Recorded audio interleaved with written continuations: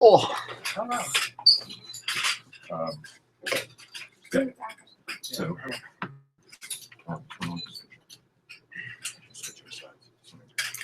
right. So, Rick, can you explain why there is a separation between church and state? What does that mean for both the church and the state? How was the separation created? What cases contributed to that? Why do the two need to be independent of each other? What happens when they become blended? What criteria is used to determine if there is a breach? So then we'll probably talk about the different tests like the alignment and endorsement. And then we're going to talk. Get the class for me. Just go get the class. I need everybody's name. And then I was going to do like examples, talk about the use of the Bible in school and the pledge. Right. And you want to ask about prayer of the poll. Yeah, religious class.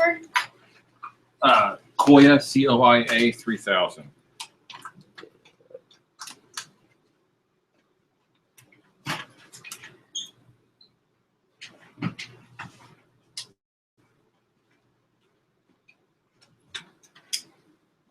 I need stuff, right? Or are we not using this? Is it on? Turn it, Yes. open it up. Open up to period 1. I need battery on that camera immediately. Run and get one. Hello. Can you hear me, John? Hey, there we go. Mr. Claire. Yes. Hi. Nice to meet you. I'm using my phone because we had some issues with the computers here. Can you see me? Yeah, I can see you. Oh, okay. Hi, I'm Mr. Doyle. I'm the teacher in the course. I'm going to just make sure that we're getting what we need on the screen, and he's going to run through his questions once quickly with you. And after he does the questions, we're going to just start recording. We'll do a little countdown. We're going to be recording from a camera that's over in this direction that has John's face, and one over his shoulder that has you on the screen. And we'll sort of see what we. All right. So why don't you press talk about the beginning, and then we'll be ready to go in just a few minutes. All right. So we're just going to start off when we start recording. I'll just come in and I'll give a brief introduction, but then I'll go right into the questions. That's it. I need So first I was going to start by asking why there's a separation between church and what does that mean for both the church and what does it mean for the state? I didn't hear the whole question. It got cut off a little bit. I said I'm going to ask you why there is a separation between church and state. Why does it exist? Then we'll go into how this separation came about. So what cases contributed to it, stuff like that. And then I was going to ask, why do the two need to be independent of each other? What happens when they become blended? Camera set. And what criteria is then used to determine if there was a breach, to determine in a Supreme Court case? So maybe we could talk about the Lemon test and the endorsement test, stuff like that. Okay. I didn't hear the full third question about. So I got separation of church and state, why it existed, and how it came about, and then what was the question after that? Why did the two need to be independent of each other? But why did the two need to be independent? Okay. And then how what happens when they become blended? I lost it. Why can't they become blended? Okay. Then we'll talk about did you hear the one after that about the Lemon test and the endorsement test? Okay. And then we'll get into specifics, examples like the use of the Bible in school, what's allowed, what isn't, the pledge, moment of silence, and then religious clubs, what's allowed, what isn't. Okay. All right. And so the application of separation of church and state. Yep. Okay. All right, I'll do my best. It's kind of. It'll be fine. Well, we're gonna have a conversation between us. Give me a beat in the question, so if I need to, we can come back and edit. All right, I'm just trying to get it to lock down. Okay. So when he's talking, you should go to YouTube and keep your mouth shut. So we have him on the screen, because you are going to be looking at yourself for part of this. So whenever he's talking, I can't. You should be quiet. Okay. Okay. So let him finish his thought. Remember, beats in between things. So we can have a beat in between the question and the answer, so you have time to hear it. If you didn't hear the question, just ask for it again, and he'll just re-ask it from start, because we're going to edit in the end. So we're going to go back and pull out the pauses and the breaks and all that stuff. Okay. Okay? So we'll be ready to go in a second. John, you're starting to this camera. All right. Okay. Do I have a card in here? I do not have a card in here. I need a card. There's a card right Your there. card in the headroom's really high. Yeah. Do I have a lavalier microphone? I was wondering what you're I have a lavalier going to look microphone like in my because hand your right now. standing picture on the website doesn't know. That's not me, obviously. What do you think I was a Santa there? Oh, I didn't even think that students would think that. That was my daughter. Okay, all right. Yeah, it should be good. All right. I need a card in here. You guys will not be in. I'm not interested in you being in the shot. All right, we're about a minute away. But I'm getting that, taking care of that. Is like lavalier mic coming out of this camera? I'm just going to do right into the interview because remember I said I was going to do. Yes, absolutely. Okay. So I'll probably start off just by asking you how you're doing. I'm just going to go right into the interview. I'm not going to do an introduction. That is true. Thank you. All right, John, can you give me 5? 1, 2, 3, 4, 5, 6. All right, thank you. All right, you guys all need to clear out now. Okay, please get away. Thank you for the setup time. Get out of here. Are you rolling? I have been, yeah. Great. I'm rolling here. All right, John, everything's just going to focus up. We'll do it all together. Let's up that shot a little bit, Mr. Doyle. What's that? Where do I need to be? Thank you. Am I up close enough? Yeah, you're great. Okay. Yeah, this looks really rock solid. You can hear me all right, Mr. Auclair? Is it Auclair or Auclair? Claire. Auclair. Okay. Just wanted to And what's going double check. You know, And what school district are you? Chicopee. Yeah. In Sorry, say it Massachusetts. again. Chicopee, Mass. It could be? Okay. got it. Okay. Yeah, I think it's We're recording his audio, right? So just so you know, his audio is being recorded Okay. here and online. So that's what we're really banking on. That's why I don't want you to overlap. Okay. Okay. All right. Stand by.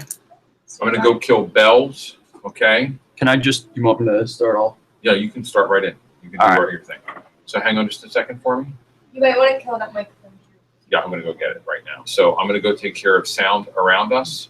We should be ready to go in a whopping, you can do a countdown. You run the show. All right. Bree, you're up. Stand by. Make sure everything. All right, we're about to start, Mr. Auclair. All right, here we go. 5, 4, 3, 2, 1. How are you doing today, Mr. Auclair? Very good. Yourself?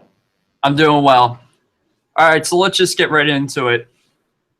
My first question is, can you explain why why a separation between church and state exists? I think if we're looking at the origins of the separation of church and state, you'd have to look all the way back to the Pilgrims and Puritans and the events that were taking place in England when some of the first settlements were established here in the Americas at Jamestown, but specifically at Plymouth. The idea of a nationalized church like the Church of England and some of the abuses that were occurring in the 17th and 16th century in England that people were divided over are, I think, part of the origin of why we have a separation of church and state. Now, of course, that being established later on and how that's defined today has clearly evolved over a couple centuries. Okay. What does it mean for both the church and for the state, them being completely independent of each other? Well, I don't necessarily know if separation of church and state means complete independence. I think there's some level of codependence. I think the way that it's applied and the way that it's interpreted simply means that the state will not establish a national religion or promote one religion above and beyond another. That, for example, if a religious institution were to have the status of nonprofit and were to be tax exempt, that would apply not just to one religion, whether it be Islam, Judaism, or Christianity, or any other religion for that matter. Okay. How did the separation of church and state come about in the United States of America? Specifically, what cases contributed to it and established it more? Well, I think in regards to how it came about, it's a bit complicated. I think when we talk about contemporary cases and how we interpret separation of church and state today, it's very different than how the original idea of separation of church and state came about. I think originally, as I said, it had a lot to do with kind of separating ourselves from the British, and that was expressed in politically in the Declaration of Independence, but also socially in our Constitution. And then I think once that was established, I think for most of the 19th century, this was primarily a Christian nation, and that's how most people perceived it, and non-Christians were considered secondary. And then I think in the 20th century, when we look at the interpretation of separation of church and state, it has taken on an entirely new role. Cases like Gobitis versus Minersville, which established religious freedom within schools, were extremely important in shaping separation of church and state. But I think the definition of separation of church and state today is more tolerant and more acceptive of religious diversity than ever. And there are countless cases that have been decided upon in the last 100 years that have kind of, I guess, reiterated this. Okay. What happens when the two do become, I don't want to, I guess we could say blended, such as a school district improperly using a religious tool in their schools? What happens then? What criteria is needed to determine if there was a breach? I know there's different tests that you could probably talk about. Well, the standard is generally widely accepted as kind of what is called, loosely called, a Lemon test. And there'd be several criteria. And I think the standard that's usually used, and it's what's usually the first basis for what would be a violation of separation of church and state, would be, does it promote one religion over another? And how is that religion being presented? And so, you know, I think this is a perfect time of year to look at a question like this. I mean, there are probably a lot of schools in the United States that have Christmas trees, but they may not necessarily have symbols of other religious holidays. And so usually if we're looking at something like a religious holiday around Christmas, if a school were to be completely objective and to adhere to the separation of church and state and not to violate the Lemon test, then that would mean that they include all other faiths as well. However, I think the way that it ends up actually being carried out is some schools might not do this. But honestly, unless someone brings it to attention, tries to address it, or even file some sort of civil case, probably nothing really happens. But technically, it would be, you know, a violation of separation of church and state, according to the Lemon test, would be promoting one religion over another. Okay, and why is that such a problem, promoting one religion over another? Well, let's continue with the school example. What does that do for students, and what does that do to the environment of the school? You know, as a high school teacher, I think if you were to ask kids today, and maybe the Christmas tree is not an ideal example, but I think if you were to ask kids today, you know, is it a big deal? Does it matter? I think a lot of them would say no, because they would say that about a lot of stuff that might actually matter. But I think it does matter in respect to what we consider democratic ideals. I think diversity, tolerance, an emphasis on the individual and individual choices are all important to democracy. And I think when you favor one religion, or maybe even worse, beyond favoring one religion, have kind of an established monopoly of faith, I think those could potentially be dangerous to our democratic ideals. So I think there's really no legacy or history of us having kind of a monopoly on one individual faith.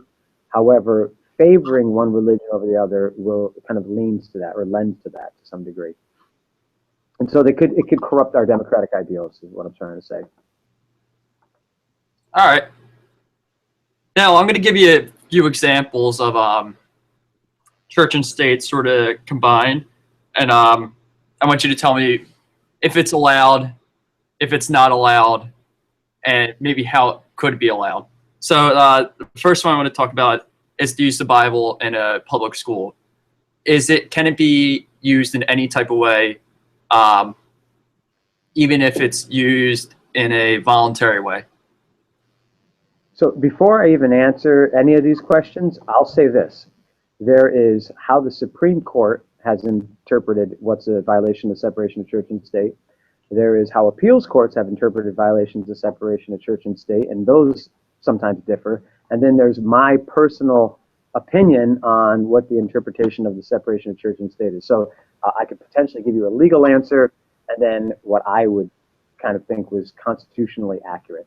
So I actually didn't, I don't remember what the first question was, though. Sorry about that. Well, yeah, let's go with the legal standpoint, not your personal opinion. Okay. So let's talk about the use of the Bible in public schools. Okay, yeah, that's right. The Bible.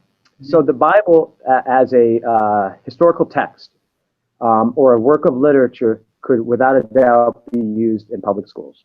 Now, if it were to be used for indoctrination, or let's say you were teaching a religious studies class and you just happened to only use the Bible, that would be a violation of the Lemon Test and the separation of church and state. But if it's used with other religious texts as a historical text or literary text, because I think in some respects is both, then it would not violate separation of church and state.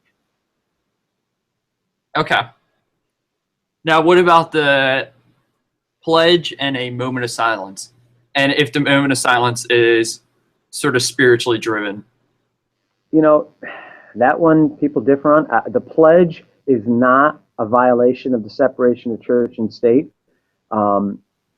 That's widely accepted, and people can choose not to participate in it. So it's not compulsory. If it was mandatory that everyone had to participate, then it would be a violation of separation of church and state. But because people can choose not to, it's not. As far as a moment of silence is not. But once any type of spiritual or religious connotation is implied, then it can be.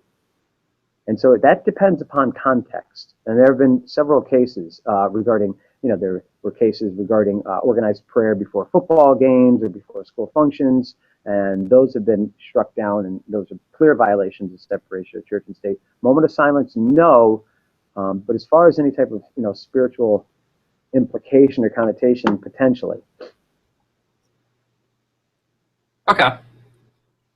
Now, even though you say the pledge is allowed and that's been widely accepted, even though it does reference God in the pledge, it's still allowed to be used in public schools? Yeah, there was a case, and I'm not good on dates. There were cases that involved both "In God We Trust" and specifically the use of God in the pledge. And I won't get into the origins of why God is even in the pledge, because actually it has more to do with politics and anti-communism than really religion. But there was a case in the early aughts, 2006 or 7, and the appeals court, it was in California, and the appeals court said it was a violation of the separation of church and state, and it was appealed to the Supreme Court, and the decision was reversed. And like I said, there's what the courts say, and then there's a strict interpretation. So a strict interpretation of the separation of church and state says having God on currency and God in the pledge is a violation, but God is non-denominational, and so I guess the justification was it's culturally significant and it doesn't favor one religion, therefore it's not a violation. All right, very interesting. Now, what about perhaps voluntary prayer? Say a teacher wants to lead voluntary prayer in her classroom before the class starts. If it's completely voluntary, it's not forced upon the students at all. Can that be allowed? In class, no. Even during class time, outside of class, during the regular school schedule, it would be a violation of separation of church and state in a public school. Obviously, all of these rules apply totally different in a private school. Most parochial private schools probably start with some sort of prayer in the morning. However, that can be a little bit different when we talk about after school hours. If there's a club that promotes Christianity or Islam or Judaism, that's okay as long as it's after school and as long as it's voluntary. Like, you don't require everyone in a certain class to go. Okay, yeah, let's dig into that a little more. Religious clubs wise, what's allowed in a school and what isn't? Generally, some of this, there's not a lot of precedence, and a lot of it has to do with kind of the new dynamic that communities after school hours, one of the kind of the I guess, legal agreements with building new schools in the past 10, 15 years is that communities have access to those properties after school hours. It could be for training police officers for using scuba gear. It could be for local community theaters. And it could also potentially be for religious groups that want to conduct services there. The community has access to it. And so there aren't really a whole lot of restrictions or a lot of precedents regarding restrictions upon religious groups within school buildings, as long as it's after hour. Within the school day, not permitted. As an individual, if you chose as an individual to conduct prayer, you're free to do that. And I think, I'm pretty certain a space could even be provided, but any type of organization, even if it's voluntary, within the school day would then violate separation of church and state. Okay. Is there some gray area right now surrounding, when organized religious clubs and schools are technically allowed to meet and what they're allowed to do? Yeah, that's a great question. And I don't have the answer necessarily. I could even use my school here as an example. So, as I told you, after school, it's perfectly fine as long as it's voluntary. Within the school day, not permitted. However, and I don't want to say this too loud because I don't want to upset anyone because I'm in my library. In my school, there's a Christian organization that has Christian events after school and on the weekends in the building. But it has a faculty advisor, and they promote during the school day. So they promote events for their club, which is an after-school club, during the school day and in the halls. So you'll see their flyers in the halls. And honestly, the legal impact of that, I'm not sure of, but that I think is a real gray area. So it's not a systematic promotion, but it's still a promotion within the school day, within the school, Okay. And I was just going to ask you about that promotion in the school. Is that technically unconstitutional then if they're supposed to be practicing outside of school hours and say their flyers that they've hung up in the hallways are almost promoting religion? Wouldn't that violate the second prong of the Lemon test? Yeah, I would think so. Okay. I'm not sure too many cases. They'd have to be quite contemporary that would address this, but my interpretation is it would be a violation. I mean, you might be better off asking your principal that question. Okay. You might have a different. Now, if that unconstitutional standard is set, well, let's say it is constitutional. Let's say the Christian Youth Club, there is a Christian Youth Club in a school and it's constitutional. They practice outside of school hours. Would any other religion be allowed to then form a club and practice, outside of the school hours, just like the Christian Youth Club is doing? Yeah, technically they would. They should. The schools should not promote or favor one religion over another. And, depending upon what community you live in and where and maybe the political pulse of that community, if you had an organization that promoted, or maybe not promoted, but gave students an opportunity to practice the Islamic faith, that would obviously or maybe potentially be more controversial and would attract the attention potentially of people who were upset or, concerned, alarmed by it. But legally speaking, people who are Muslims would have the same rights to do the same thing within the school building as well, as long as it was not promoted within the school day and taking place during the school day.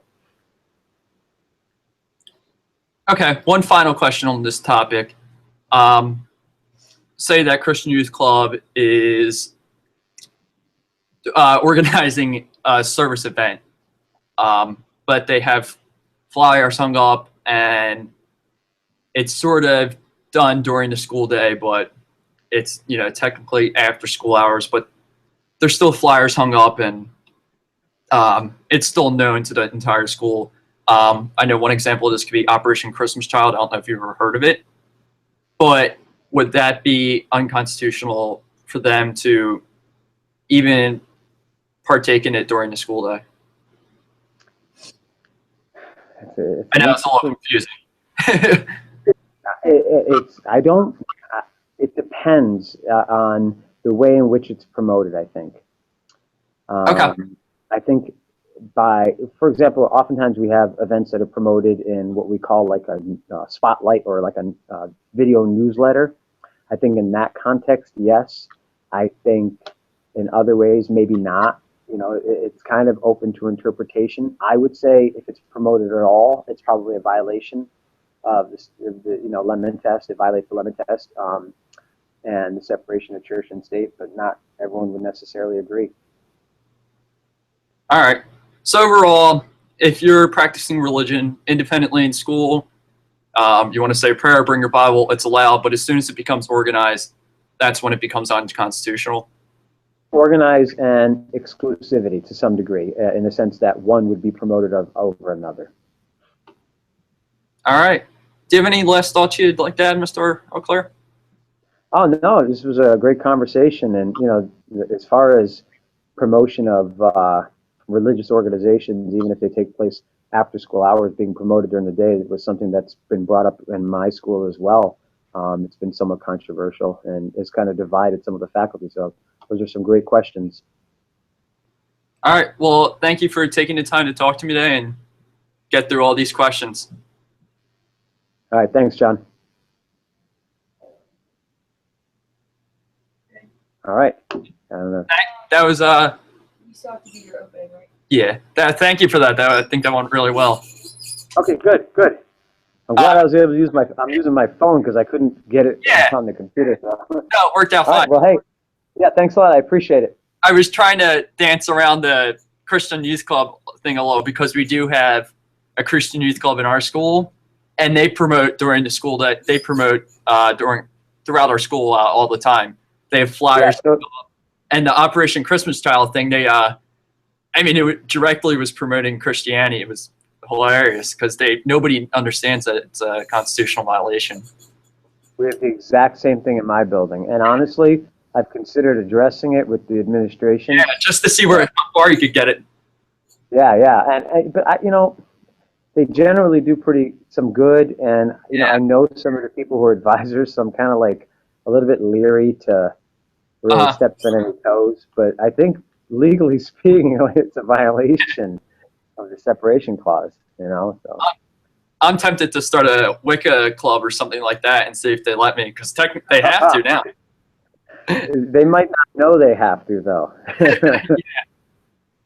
Yeah. All right, well, hey, thanks a lot. Appreciate it. See you. Good luck. Thank you, sir. All right. Have a good one. Yeah, great. Don't stop that. Let that roll. Okay. Pause this. So do you want me to stay? Pause. Pause. We have to do an opening. Well, the opening is, so actually, this is part of the show. Yes, not the recording. Yeah, like I'm gonna do like a transitional most. Like what I do. Yeah, so like that's why like all my interviews, I'm just gonna go. Right into it. Yeah, because I'll introduce it in the beginning. When the interview, when the interview's done in the other room, I need us to tell people they have to sign up. I need someone shooting the choir concert tomorrow, for sure. Okay. I don't know what's on the calendar. I just know it needs to get done. I did not expect him to look like that. What did you expect him to look like? I was expecting sort of an old, creepy white There you man. go. So, He was like young and energetic. That's good, John. you know that's all been recorded.